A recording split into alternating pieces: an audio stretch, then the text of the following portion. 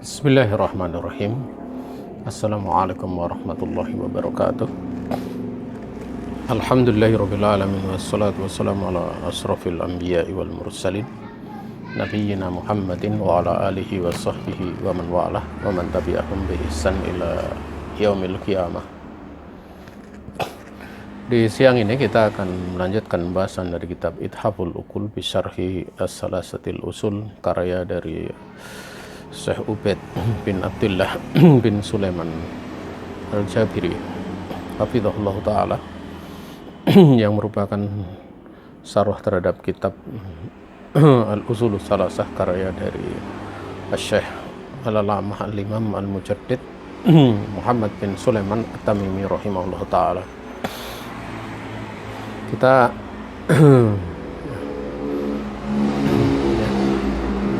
untuk pembahasan dari kitab Ithaful Uqul ini kita akan selesaikan selama 2 semester ya, karena pelajaran ataupun apa yang ada pada isi kitab ini itu ada tambahan yang faedah yang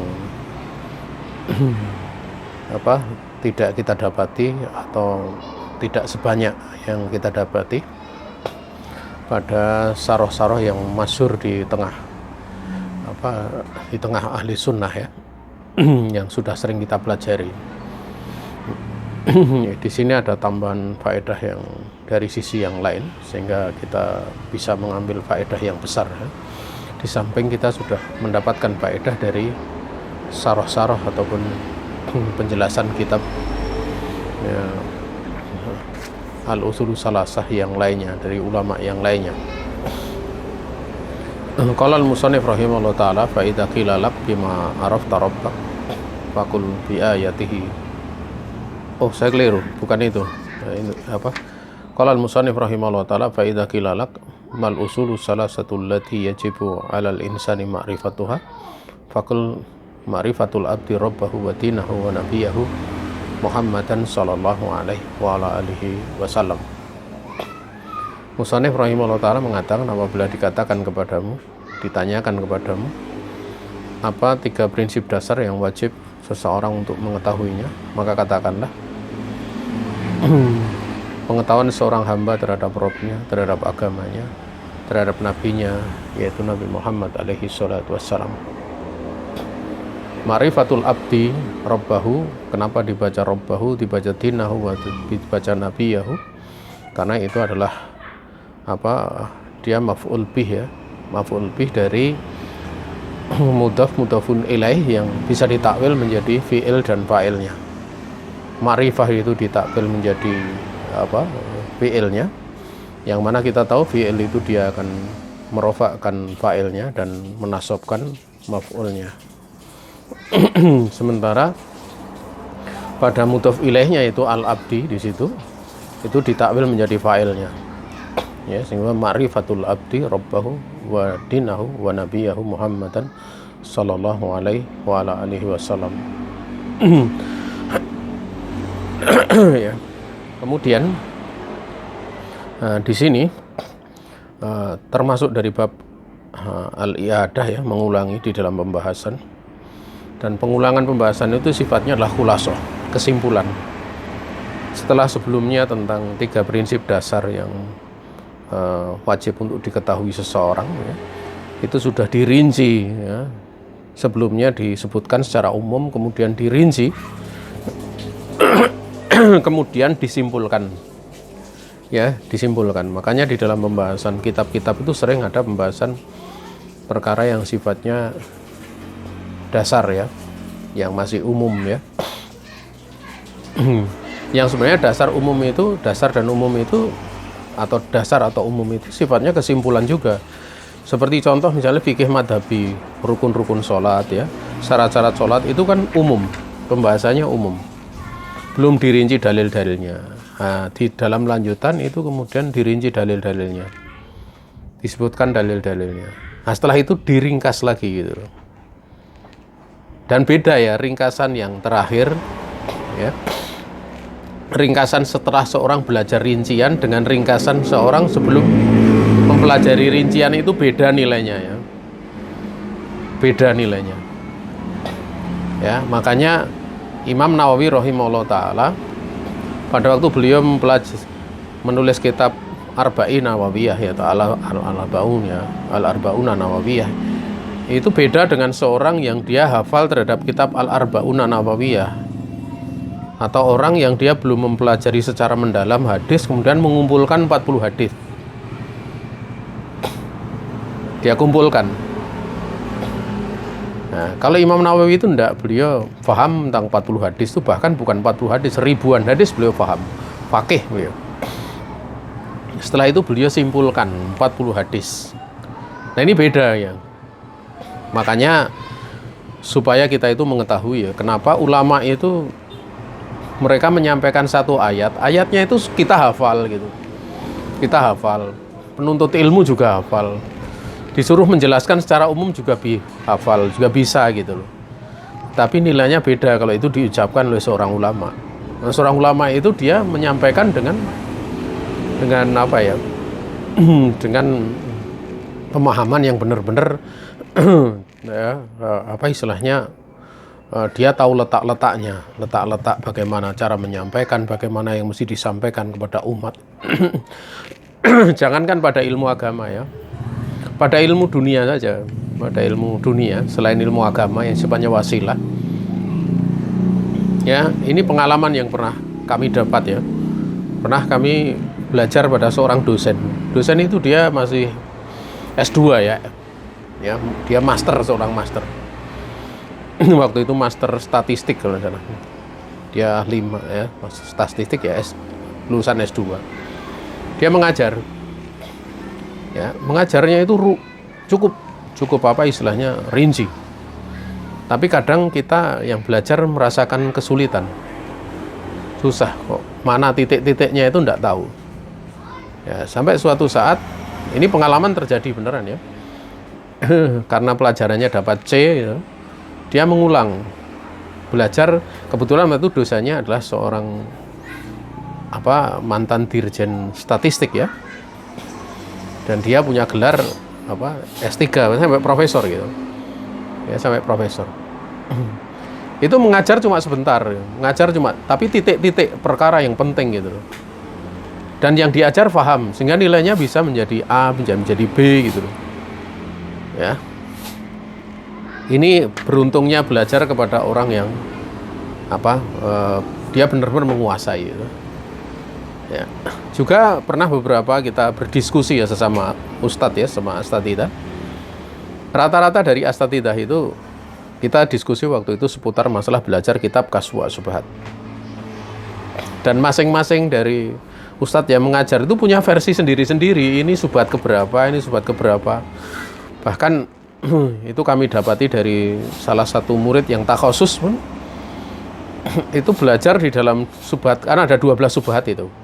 Itu syubhatnya itu nomornya beda-beda gitu, dan benar-benar membingungkan gitu loh. Ya, membingungkan karena belajar baru sampai pada setingkat ustadz gitu. Nah, suatu saat ada seorang ulama, dia membahas kitab Kashfu Syubhat, dan dia memang khusus membahas akidah. Dia jurusannya di dalam belajar itu jurusan akidah gitu. Maka yang belajar di situ kan asatidah juga, gitu, juga penuntut ilmu, itu merasakan betapa mudahnya mempelajari kitab Kashfu Syubhat. Ya, Kashfu Syubhat. Artinya apa? Orang yang lebih ahli gitu, itu dia bisa membuat perkara yang rumit itu menjadi kesimpulan-kesimpulan yang bagus gitu loh. Makanya ya, kita tahu ya bahwa khutbah Jumat itu, saya pikir orang baru keluar pondok pesantren bisa khutbah Jumat. Ya, bisa gitu. Tetapi ingat bahwa membuat ringkasan sebuah materi sehingga orang yang mendengar itu paham sesuai dengan tingkat ilmunya, itu bukanlah perkara yang sederhana. Bukan perkara sederhana. Ya. Makanya sering saya sampaikan, saya punya kenalan ya, seorang ustadz juga. Dia berada di Yaman itu hampir 11 tahun. Dia kalau membahas kitab takhusus, Masya Allah, rinciannya luar biasa. Ya, banyak sekali pembahasan. Tapi suruh khutbah Jumat, dia nggak mampu. Loh kok bisa? Padahal murid-muridnya di santri-santri bisa khotbah Jumat. Dia nggak bisa khotbah Jumat. Karena dia cerita, dia intinya kalau yang namanya apa, tapi ini ustadz lain nih, bisa jadi itu karena meringkas itu bukan perkara ringan. Ya, meringkas. Makanya kalau ada kitab Fathul Bari diringkas itu nggak sederhana gitu loh. Ya. Wallahu taala a'lam. Ya, apalagi kalau misalnya fikih madhabi sudah disyarah panjang kemudian diringkas lagi ya, gitu. Itu kayak Imam Nawawi dan yang lainnya itu luar biasa gitu. Apalagi diringkas menjadi sebuah kaidah fikih itu lebih lagi. Apalagi dipers lagi menjadi usulnya itu usul madhab ini bagaimana, usul madhab Hambali bagaimana, untuk madhab Syafi'i. Ini lebih lagi gitu loh. Ya. Naam. Sehingga ini termasuk bab i'adah ya, min babil i'adah fil bahth. Ya. Juga termasuk min babil khulasah fil bahth. Jadi bab mengulangi pelajaran, yang kedua bab meringkas di dalam pembahasan. Ya, jamaah yang dirahmati Allah Subhanahu wa taala, usul itu sebagaimana dimaklumi adalah mayubna alaihi ghairuh. Ini perkara yang mana selainnya itu terbangun di atasnya. Wa yutawalladu minhu, dan juga terlahirkan dari usul tersebut. Nah, termunculkan dari usul tersebut cabang-cabang yang ada. Ya, sehingga diibaratkan seperti asas ya. Kal asasi aslul bina. Bahwa pondasi itu dia adalah dasar dari bangunan. Ya. Sebagaimana al-jid'u aslus sajarah. Ya.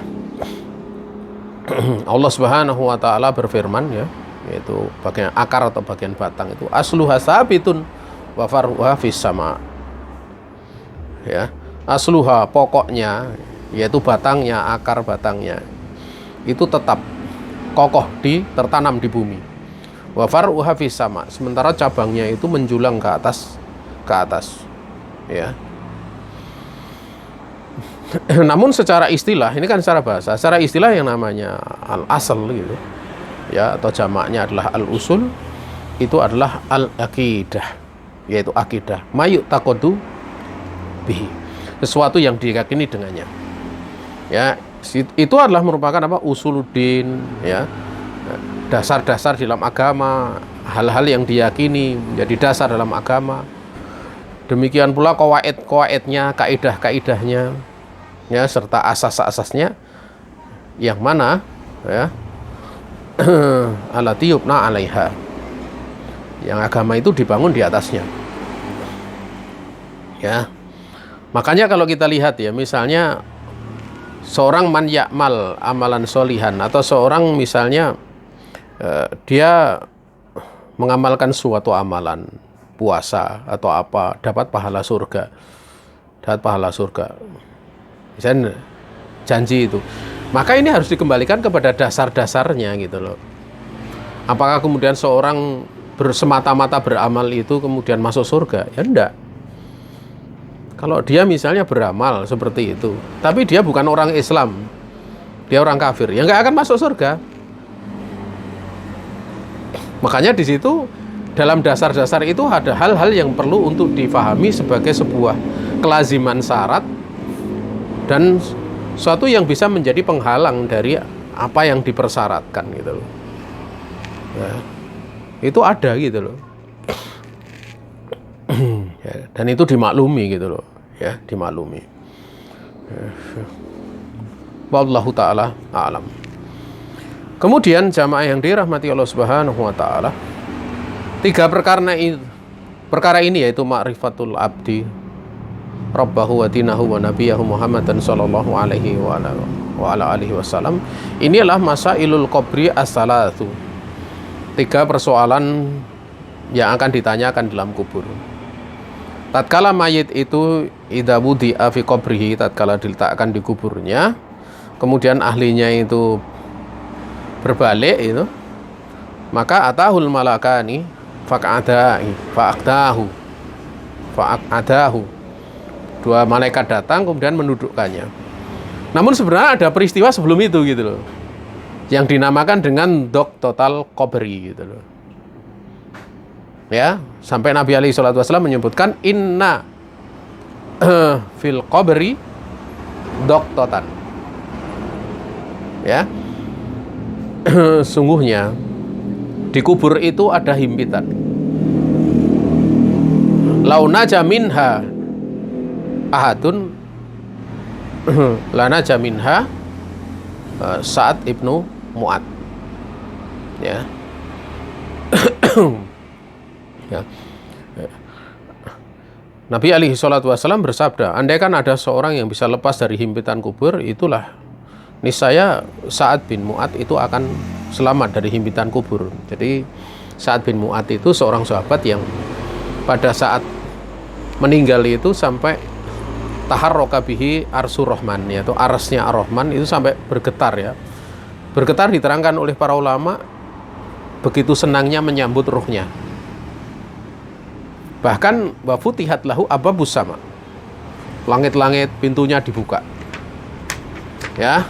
Kemudian sahidahu sabauna alfan minal malaikah. 70.000 malaikat itu menyaksikan ruhnya pada waktu dicabut. Ya. Namun benar-benar saat itu kata Nabi alaihi salatu wasallam, benar-benar beliau itu dihimpit dengan himpitan kubur.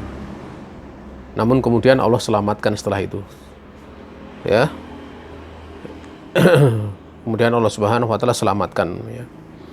Nah, itu menunjukkan bahwa orang baik pun akan mengalami himpitan kubur ya. Orang soleh pun akan mengalami himpitan kubur. Ya.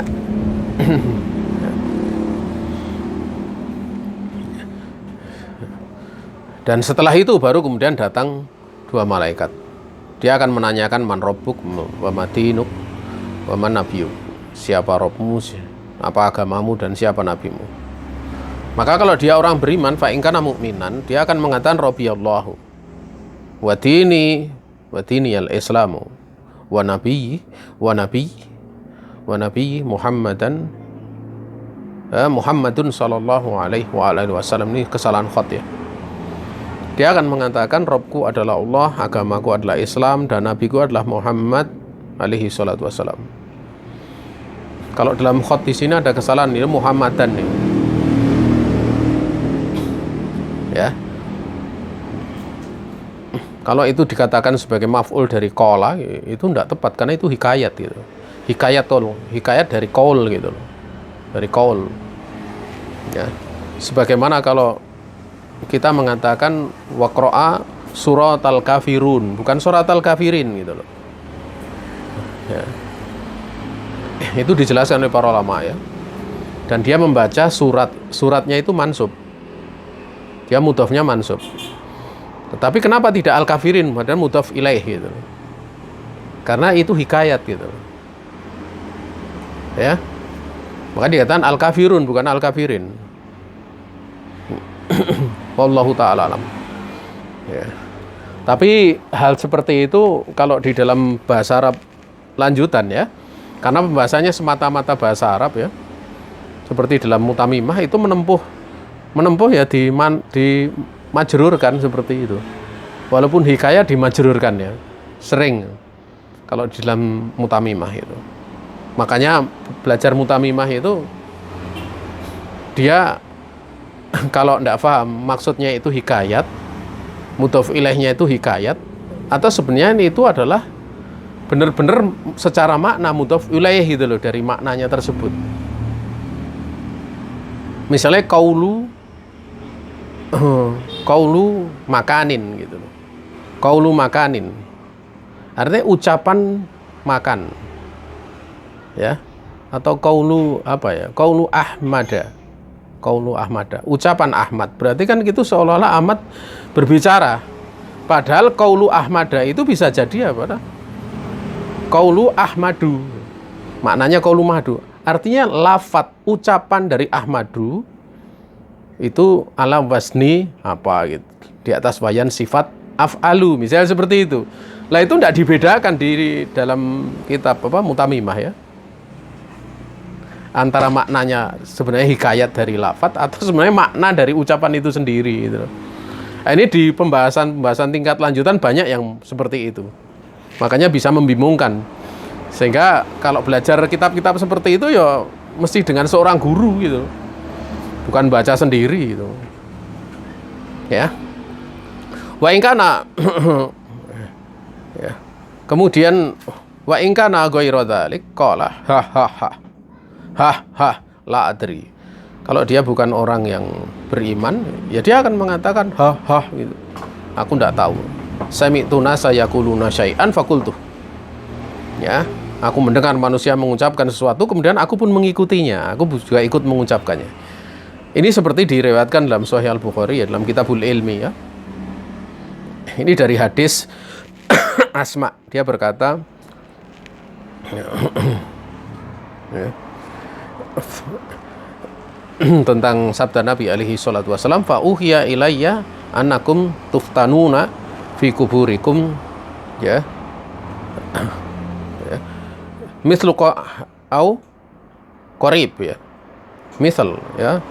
Mislun au qarib ya.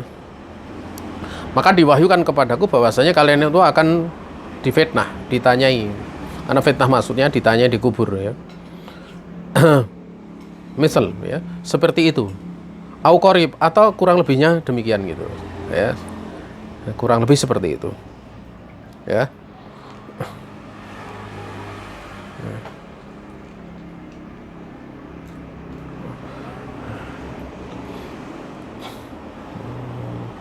Kemudian jamaah yang dirahmati Allah Subhanahu wa taala, dikatakan sebenarnya hadis itu masih ada lanjutan tapi kemudian kita lewati pada bagian akhir ya. Dan dikatakan ma ilmuka bihadar rajul. Ditanyakan tentang itu laki-laki tersebut. Ya. Apa yang kamu ketahui tentang lelaki ini, yaitu Nabi Muhammad alaihi salatu wasallam. Fa amal mu'min awil mungkin, seorang yang beriman atau orang yang yakin, dia akan mengatakan huwa Muhammadun alaihi salatu wasallam Rasulullah. Ja'ana bil bayyinati wal huda.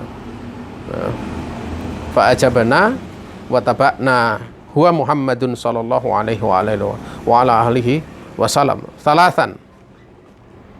Fayuqal nam solihah. Ya. Setelah itu tatkala dia mengatakan dia adalah Muhammad Rasulullah alaihi salatu wasalam, dia benar-benar telah datang kepada kami dengan penjelasan, petunjuk ya, maka kami pun menyambutnya, kami mengikutinya. Dia Muhammad alaihi salatu wasalam. Itu diucapkan 3 kali. Kemudian dikatakan, ya sekarang kamu tidurlah. Ya. Tidurlah, solihan. Ya. Solihan di situ bisa dua makna gitu loh. Solihan yang pertama jawabannya benar, yang kedua memang tidur dengan nyaman, dengan sempurna. Karena makna soleh itu diantaranya adalah makna kenyamanan. Wallahu ta'ala a'lam. Ya. Kemudian dikatakan qad kalimna. Ya. Ya. Angkunta lamukinan. Angkunta lamukinan bihi. Wa amal munafiq wal murtab fayaqul la adri sami'tun nasa yaquluna syai'an faqultu. Nah, ini seperti yang tadi telah disebutkan. Ya. Dan dikatakan benar-benar kami sudah tahu kalau kamu itu ya adalah orang yang benar-benar beriman. Angkunta di situ sebenarnya dari anna ya. Ya, orang-orang yang beriman dengannya. Adapun munafik dan orang yang ragu, dia akan mengucapkan saya tidak tahu. Saya mendengar manusia mengucapkan ini itu, kemudian aku pun mengikutinya. Nah, ini bahaya daripada taklid ya. Ya. Kalau taklid dalam urusan dunia itu tidak berbahaya gitu. Itu pun dalam taklid urusan dunia pun kadang efeknya juga ada. Ya, efeknya juga ada. Namun bahayanya tidak sampai dalam perkara agama. Tapi kalau pada urusan agama ini bahaya sekali. Ya. Kalau yang ditakliti ulama itu masih mending, tidak ada masalah gitu loh. Kalau memang dia nggak punya kemampuan, ditakliti manusia itu loh. Orang bodoh ditakliti itu. Berdasarkan suara terbanyak, berdasarkan bicara orang diikuti. Dan kadang ada waziah yang sifatnya tabiiyah itu. dorongan-dorongan yang sifatnya tabiat. Itu yang kadang mempermudah untuk taklid kepada kebanyakan manusia, mengikuti kebanyakan manusia. Dorongan yang sifatnya tabi'iyah, wazi'at tabi'iyah. Seperti orang itu seneng kalau tidak dimusuhi, orang itu seneng kalau diterima orang banyak. Itu kan dorongan-dorongan wazi yang tabi'iyah sifatnya. Yang dorongan-dorongan tabi'iyah itu kalau sesuai syariat itu diberlakukan seperti dorongan-dorongan syariat. Seperti Syekh Abdurrahman bin Nasir Sa'di membabkan bab itu gitu dalam kitab Al-Qawaidul Fiqhiyah. Jadi dorongan yang sifatnya tabi'iyah itu berlaku seperti dorongan dalam syariat. Makanya kalau dokter mengatakan jangan merokok karena ini itu berlaku.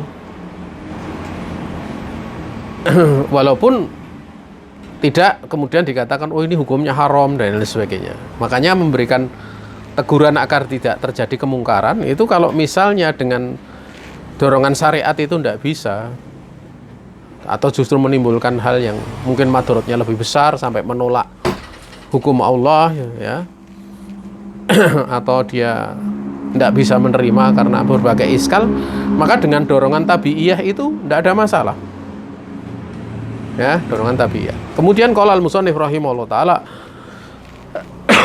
al-aslul awal ma'rifatur rabbi ya, fa idza qila lak man rabbuk faqul rabbi Allahu alladzi rabbani wa rabba jami'al alamina bi ni'amihi wa huwa ma'duti laisa li ma'budun siwah wa dalilu qaulu subhanahu wa ta'ala alhamdulillahirabbil alamin wa kullu ma siwallahi alamun wa ana wahidun min dzalikal alam.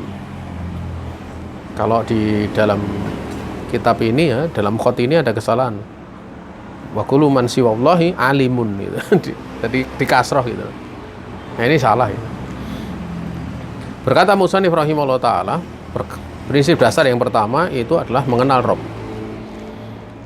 Apabila ditanyakan kepadamu siapa Rabb itu, maka Rabb adalah Allah lah Rabbku, yang dia telah mengatur diriku, melihara diriku, membimbing diriku dan mengatur seluruh makhluk, seluruh alam dengan berbagai macam nikmat yang ada di dalamnya, yang merupakan karunia Allah Subhanahu wa ta'ala. Dia adalah sesembahanku, tidak ada bagiku sesembahan selainnya. Dalilnya firman Allah Subhanahu wa ta'ala, segala puji itu hanya milik Allah, Rabb sekalian alam. Dan setiap yang selain Allah itu adalah alam. Dan saya adalah salah satu daripada alam tersebut. Alam itu sebenarnya secara makna sudah jamak ya. Secara makna adalah sudah jamak. Ya. Seperti ahl gitu. Ahl itu juga secara makna sudah jamak. Ya. Makanya kalau dikatakan sebenarnya lafaz-lafaz seperti itu tidak ada mufradnya gitu. Ya.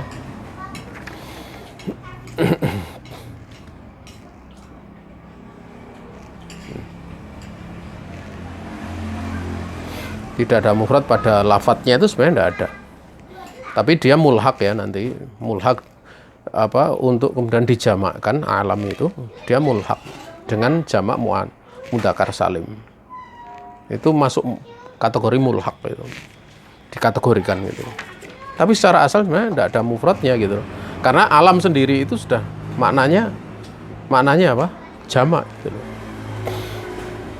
Kalau kemudian jamak dijamakkan lagi, nah di situ ada menunjukkan bahwa yang dijamakkan itu dia jumlahnya banyak, ya sangat banyak.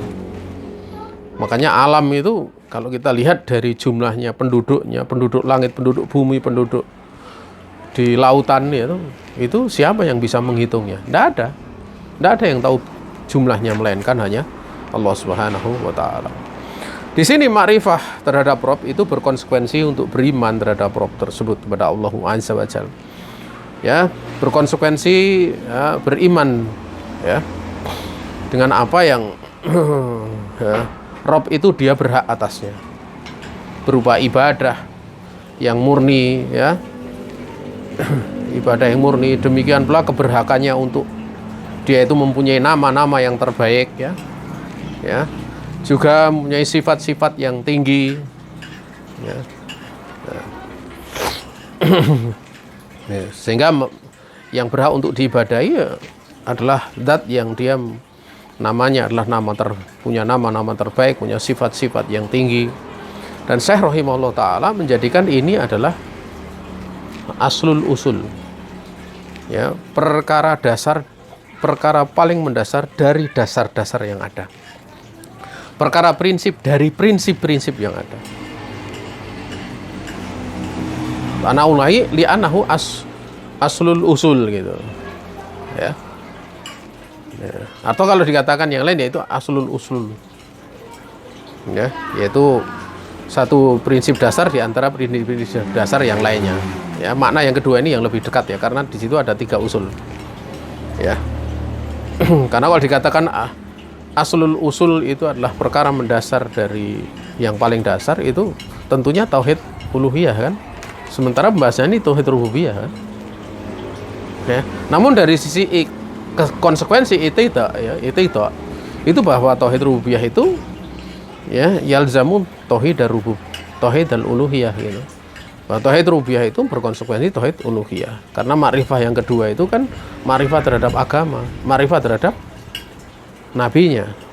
Berarti pada makrifah yang pertama itu dimaklumi ada yang menjadi kelazimannya, yaitu tauhid uluhiyah gitu. Tidak sekedar tentang rububiyah saja. Makanya di dalam pembahasan terus wa huwa ma'budi laisali ma'budun siwa. Pemaknaan dari Rob itu adalah maknanya al-malik, as-sayyid, wal-ma'bud. Dia adalah yang memiliki, dia adalah tuan, ya, sayyid, ma'bud, dan yang diibadahi. Dan tidaklah kesemuanya itu terkumpul kecuali hanya pada diri, pada zatnya Allah Subhanahu wa ta'ala. Kalau makhluk, dia terkadang makhluk itu dia disebut Rob gitu loh. Qad yakunu robban. Qad yakunu al-makhluqu robban gitu. Namun makna Rob di sini untuk makhluk itu makna sayyid dan malik. Sayyidan wa malikan. Dia makna sayyid pimpinan, lagi malik yang memiliki. Tidak terkumpul padanya itu makna apa? Al-ma'bud. Al-ma'bud. Ya. Jamaah yang dirahmati Allah Subhanahu wa taala. Ya.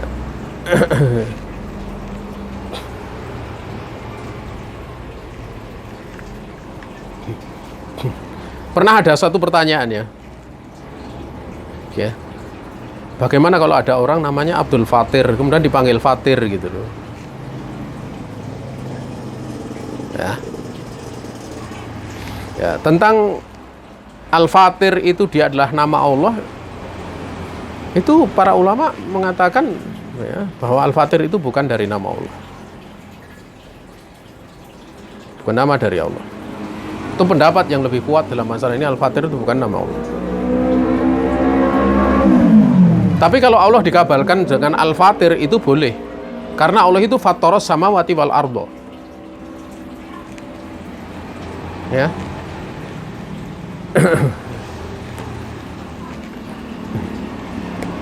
Dan dari makna Fatir itu kan membelah. Ya, membelah, kemudian apa istilahnya, mengadakan. Ya. Ihdath gitu, mengadakan. Ya. Dan para ulama membahas, ya, membahas tentang perkara tersebut dengan asar dari Ibnu Abbas seputar makna fatoro ini. Ya, fatoro. Tatkala Ibnu Abbas mendengar ucapan seorang Arabi gitu, bahwa fatoro itu bisa digunakan untuk makhluk gitu loh. Ya. Juga dari sisi bahasa bahwa fatoro itu atau fatir gitu, itu bisa bermakna kepada makna, ya, muftir gitu loh. Artinya yang berbuka. Karena fatir itu dari apa? Fatir itu dia masdar. Bukan sekedar masdar tapi isim masdar. Tercabangkannya menjadi, kalau wayan sifatnya menjadi fatir. Ya. Dan kita tahu makna isim masdar itu bisa dimaknakan kepada makna masdar di wazan sulasi mazidnya. Di antara wazan sulasi mazidnya yang diwazankan dari wazan af'ala itu aftoro.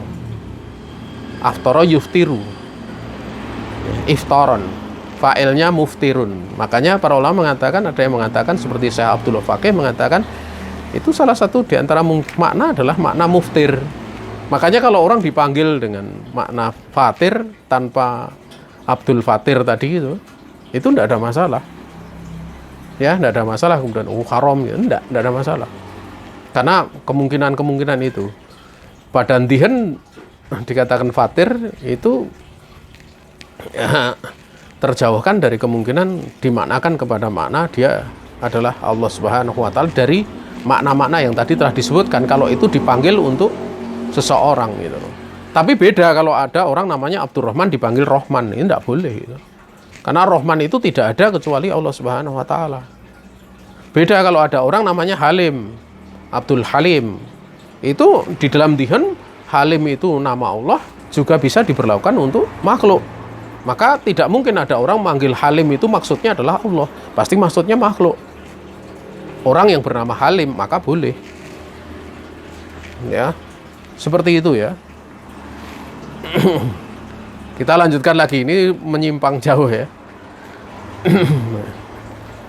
Sehingga di situ makna Rob untuk makhluk itu di atas dua makna, yaitu Sayyid dan makna Malik. Tapi tidak makna ma'bud. Ya. Sehingga untuk makna di sini yaitu Rabbiyallahu itu adalah untuk makna yang untuk Allah yang terkumpul padanya tiga makna tersebut. Yaitu makna Malik, makna Sayyid dan makna ma'bud ya, yang diibadahi.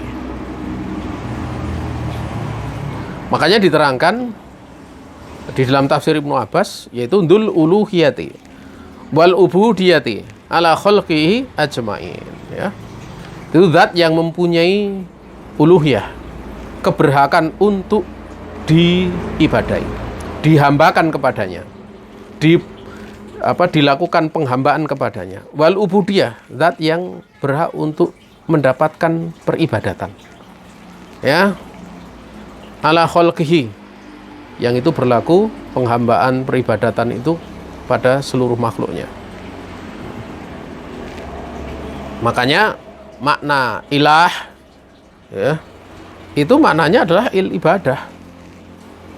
Ilah itu diambil dari ya, uluhah bimakna al-ibadah. Artinya kalau ilah berarti makhluk. Makhluk berarti al-ma'bud, yang diibadahi. Alladzi rabbani. Ya, lafaz pada alladzi rabbani itu adalah tarbiyatullah taala lil mukallafin ala dzurbaini. Ya. Kesayidan Allah, kepemilikan Allah artinya berarti kan apa? Di dalam kepengaturannya, kemudian di dalam Allah itu berhak untuk diibadahi, yang berlaku pada makhluk yang diberi beban. Itu ada dua sisi. Yang pertama adalah tarbiyatun bin ni'am al-madiyah. Tarbiyahnya Allah ya kepada makhluknya itu dengan memberikan berbagai macam nikmat yang sifatnya materi. Ya. Itu tarbiyatullah. Ya, artinya berarti kan tarbiyah di sini maknanya di dalam Allah mengatur, kepengaturan. Ya. Mengatur dengan memberikan berbagai macam nikmat materi. Ya. Atau kita katakan tarbiyatut taghdiyati atau pengaturan dengan memberikan suplai makanan, gizi wal imdad. Demikian pula berbagai macam pertolongan logistik bi asnami ni'amil ma'asi. Ya, berbagai macam nikmat-nikmat untuk kehidupan makhluknya. Ini yang pertama. Dan yang kedua adalah tarbiyatullah ta'ala li ibadihi bima anzalahu ala rusulihi min wahyihi. Hadi at-tarbiyatu diniyatu. Ya, kepengaturan Allah, tarbiyah Allah ya kepada hambanya dengan apa yang Allah Subhanahu wa taala turunkan kepada para rasulnya berupa wahyu ya dan ini adalah tarbiyah sifatnya diniyah ya. Nah, Dan kita tahu bahwa maksud untuk tarbiyah diniyah ini sebenarnya yang paling utama. Sehingga maksud yang pertama sifatnya jadi wasilah gitu. Makanya datangnya nikmat tersebut itu tidak hanya sekedar orang cukup makan minum hidup selesai, tapi mesti digunakan untuk kepentingan yang kedua. Sehingga itu wasilah untuk dia tetap menghamba kepada Allah Subhanahu wa taala. Tentunya itu dengan batasan-batasan hukumnya gitu loh. Batasan-batasan hukumnya. Kadang orang di dalam perkara ini ya, dia menanyakan sesuatu atau dia memahami sesuatu tapi dia tidak membahas dari sisi kedudukan hukumnya. Ya.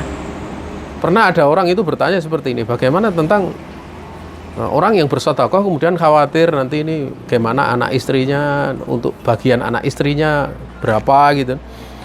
Kalau terlalu banyak nanti gimana ya sebenarnya. Itu seolah-olah kalau dari situ kan seolah-olah menjadi perkara yang tercela kalau nggak sedekah gitu kan gitu. Padahal mesti difahami hal-hal seperti itu kan sifatnya waziat gitu. Orang misalnya khawatir, misalnya punya uang 100.000, kebutuhan setiap hari misalnya 50.000. Kalau dia infakkan 50.000 kan tinggal untuk 1 hari saja. Yang 1 hari dia tidak bisa kan gitu. Ya. Maka bagaimana? Apakah kemudian kalau tidak infak dikatakan takut terhadap rezeki Allah? Ya tidak seperti itu cara berpikirnya. Dilihat itu hukumnya apa dulu. Kalau sedekahnya wajib itu jelas tercela kan gitu.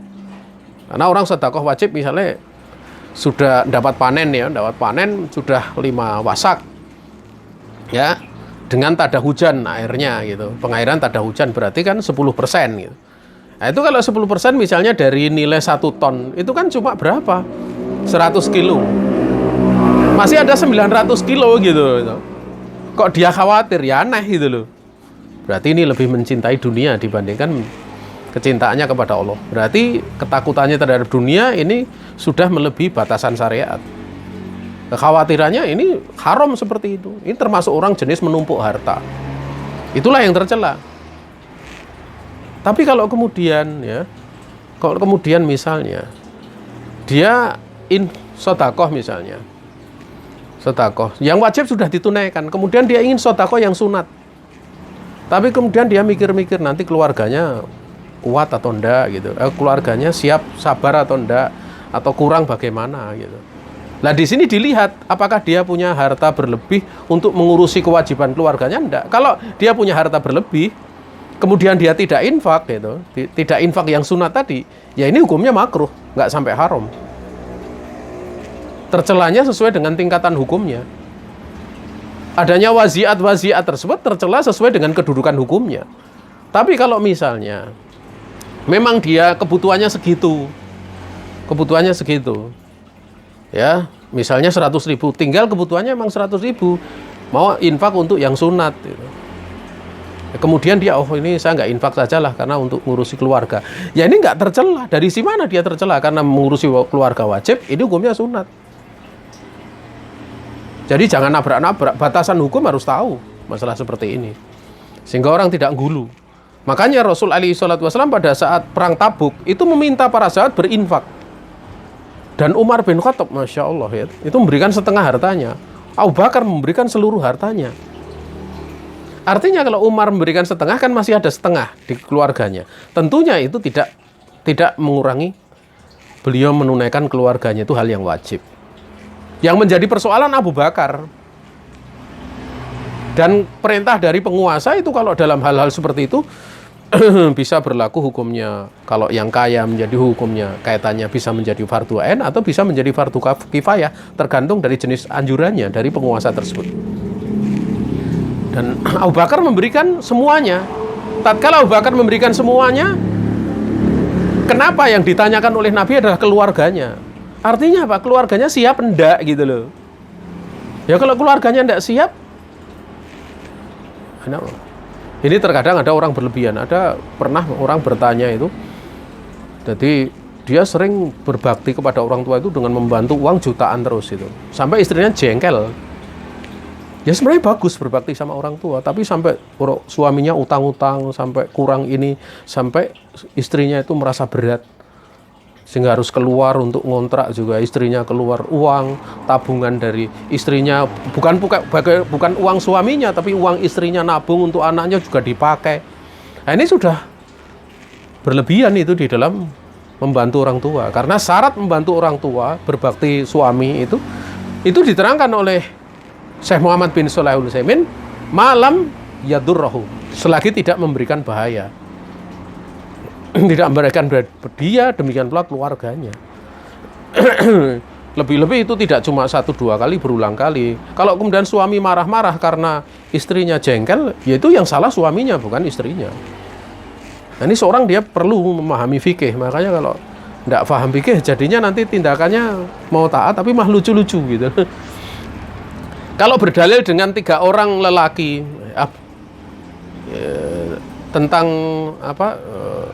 berdalih dengan salah satu ya, seorang laki-laki yang waktu itu dia berbakti kepada ibunya, bapak ibunya ya, karena dia memberi makan minum, memberi susu ya.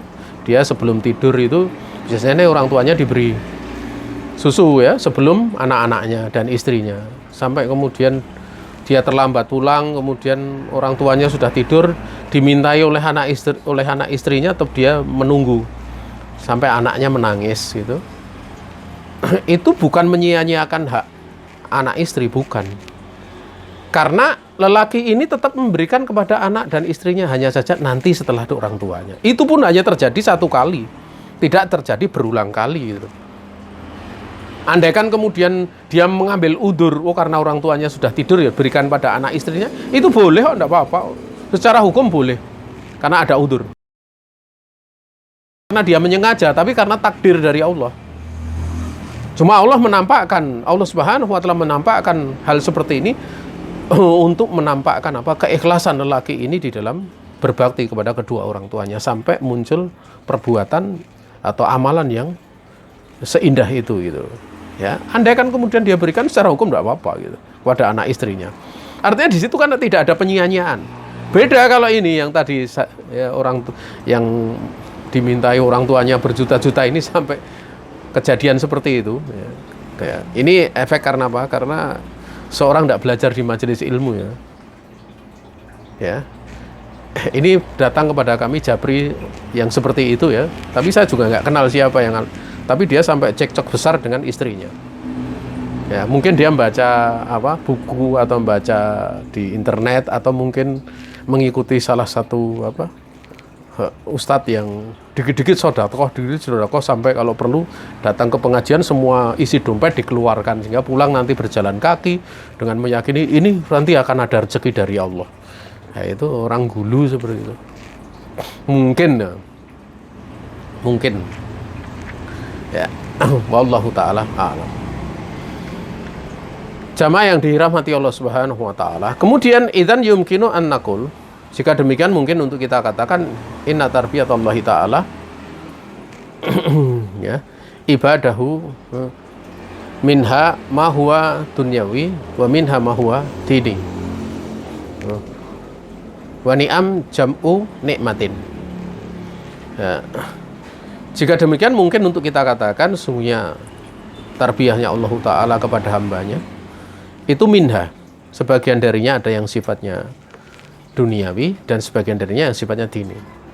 Dan ni'am itu dia jamak dari nikmatin. Nah, ini saya baca seperti dalam Mutamimah jam'u nikmatin. Tapi kalau kemudian jam'u nikmatun tidak ada masalah. Maksudnya dari jam'u lafzi nikmatun, jamak dari lafaz nikmah, karena hikayah nikmah di situ. Kemudian qauluhu wa huwa ma'budi laisa li ma'budun siwa. Ya. Ini adalah realisasi dari makna la ilaha illallah. Ya, demikian pula yang mencocoki lafaz ini ya, itu adalah la ma'buda bihaqqin siwahu. Ya. Ya. Atau kalau dalam makna la ilaha illallah kan ada yang masyhur itu 2 lafaz ya. La ma'buda haqqun illallah dan la ma'buda bihaqqin illallah. Ya. Ayat ini yaitu alhamdulillahirabbil alamin. Alhamdulillah itu dialah pujian kepada Allah. Dan itu mengharuskan pujian terhadap nikmat yang dohir maupun yang batin. Dan dibedakan antara alhamdu dengan syukur itu, kalau alhamdu itu dia bisa berlaku untuk nikmat maupun musibah ya, musibah pada kondisi nikmat maupun kondisi musibah ya, itu bisa berlaku ya, seperti kondisi corona seperti ini bisa berlaku untuk tetap memuji Allah tanpa berkait dengan nikmat dan musibat pun. Allah Subhanahu wa Ta'ala dipuji dengan sifat-sifatnya, dengan perbuatannya, nama-namanya ya, itu dipuji Allah Subhanahu wa Ta'ala. Sementara kalau syukur itu la yakunu ila ala nikmah. Kalau syukur itu tidak berlaku atau tidak ada ya, kecuali di atas nikmat. Namun manakala nikmat itu ya, syukur itu kemudian dikarenakan adanya nikmat kemudian dia memuji Allah, berarti pujian tersebut dia mengumpulkan dua hal. Pertama memuji dan kedua adalah bersyukur. Bersyukur dengan apa? Dengan lisan. Makanya Nabiullah Muhammad SAW mengatakan ma'an amallahu ala abdin nikmatan ya fahamidallaha illa kana dzalikal hamdu afdala min tilkan nikmati. Dalam hadis yang hasan, Nabi bersabda, ya, tidaklah Allah Subhanahu wa Ta'ala memberikan satu nikmat pun kepada hambanya. Kenapa dikatakan satu nikmat pun? Ya, karena itu umum ya, pada konteks penafian ya. Ya, tidaklah Allah Subhanahu wa Ta'ala memberikan satu nikmat pun kepada seorang hamba. Kemudian hamba ini dia memuji Allah Subhanahu wa Ta'ala di atas nikmat tersebut, kecuali pujian itu lebih utama dibandingkan nikmat itu. Ya, karena nikmat itu cakupannya bisa dua, bisa nikmat duniawi, bisa nikmat dini. Kalau pujian itu jelas nikmat apa? Pujian itu nikmat dini. Bukan kemungkinan, tapi kepastian nikmat dini. Ini dalam satu sisi. Sisi yang lain, karena pujian itu karena bentuk termasuk dari bentuk bersyukur, itu menjadikan dawamnya nikmat dan bertambahnya nikmat, sehingga lebih utama dari nikmat itu. Ya, wallahu ta'ala a'lam. Ya, lebih utama gitu. Juga alhamdulillah itu dengan lisan, dia hanya dengan lisannya. Sebenarnya syukur itu yakunu bil lisan wal qalb wal jawarih. Sehingga berkata seorang yang bersair, afadatkum an-nu'ama minni salasa yadiyun wa lisaniyun wa dhamiru al-muhjabah. Ya, yang menyenangkan dariku itu memberikan faedah kepada kalian itu 3 perkara. Itu tidak dibaca salah satannya, karena kaidah syair itu seperti itu. Syair itu bisa dibaca, terkadang bahkan ditambahi huruf itu untuk apa, sebagai kesesuaian di dalam lafadz itu kadang bisa. Ada yang bersifat yadiyun, yang dimaksud anggota tubuh kan tangan, lisaniyun yang sifatnya lesani. Dan ada pula yang domir, yaitu hati. Yang hati itu al-muhjabah, sifatnya tersembunyi letaknya. Ya. Makanya seseorang manakala dia berkata kepada orang yang memberikan kenikmatan kepadanya, mun'im, itu dia mengatakan sakarallahu laka, jazakallahu khaira, gitu kan gitu. Ya.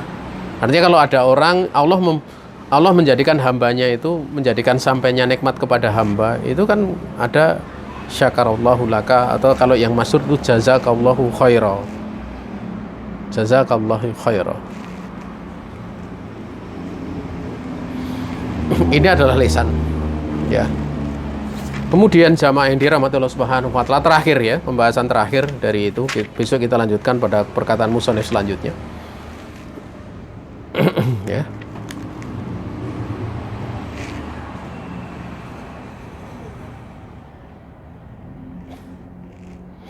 Apakah ada surat-surat yang lain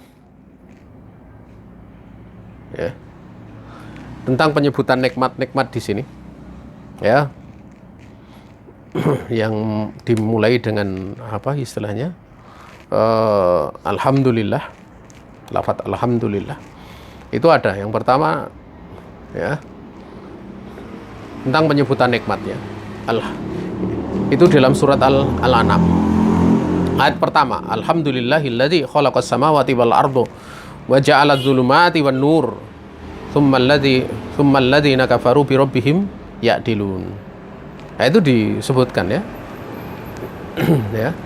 Di awal dengan pujian kepada Allah Subhanahu wa taala. Ya. Yang menyebabkan pujian di situ adalah khalqus samawati wal ardi.